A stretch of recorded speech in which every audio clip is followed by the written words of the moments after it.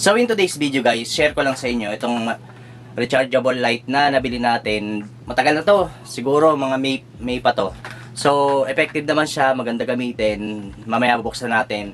And nagamit natin to dyan sa Sagala. And nung nakaraan, nawalan kami ng ilaw due to nagkaroon ng electrical faulty wiring. So ayan, pakita natin sa screen. So ayan.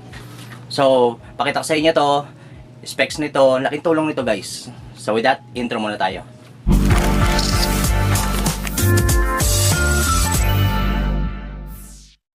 So tara, buksan natin. So may idea na rin naman na kayo nito kasi madalas nyo nakikita sa mga ano. So ayan siya oh. Ito yung ilaw. And then ito yung charging port. Ayan oh. Micro USB and then yung power. Well, may mode siya eh.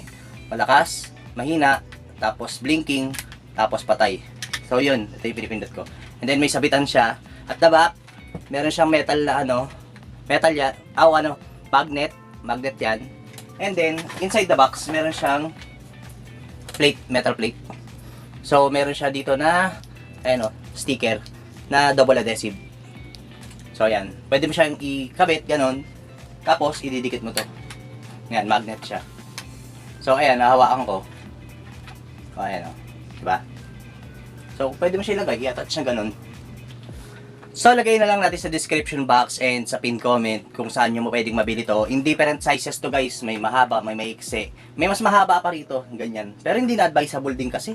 Kasi ang bilis maubos ang baterya nun. Kaya ang advice ko, it's either mas maiksi or ito yung itong laki na to. Okay na to. And then, try din natin kung gaano kalakas. So, gagawin natin, patayin natin yung ilaw. So, I'm using 40 watts na ilaw, yung mahaba. And then, bali 18 watts lang yan kasi LED siya. Para may idea lang kayo ha, yung conventional na fluorescent light na mahaba is 40 watts. And then yan, 18 watts kasi ano, merong LED siya.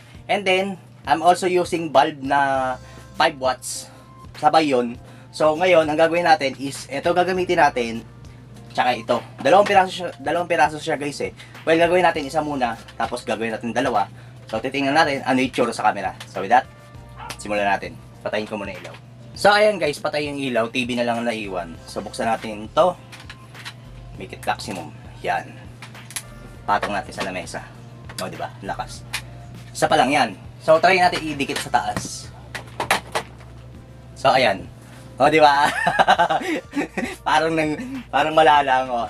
Tapos ito, buksan na natin sa pangalawa pa. O, yan yung pinakamalakas. Yan. Matagal din tinatagal niya guys, siguro mga 2 hours, 3 hours. Kapag kayo nakatodo. Pero kapag ni-low setting mo yun, mas matagal pa. Kapag i-charge naman siya, abot siya ng mga 4 hours bago mo ma-full charge. 3 to 4 hours. Well, effective naman talaga. Gamit na gamit to. Kita mo niya naman itsura oh. Nung sa gala, ginamit namin to. Okay naman. Pang ganun, habang naglalakad. So, flash natin sa screen yan. Ganyan itsura. Nilagay namin sa 2 pole. Yan. O, lakas oh. O, liwanag, di ba?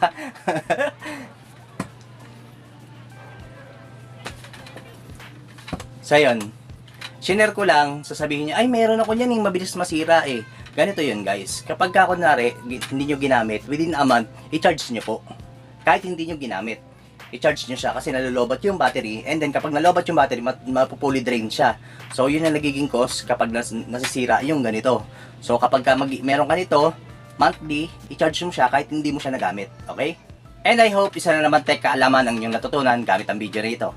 So kung mahilig ka sa how-to, tutorial, unboxing, cellphone application, wifi, videoke, e-bike, and all about technology. Technology rin to, di ba?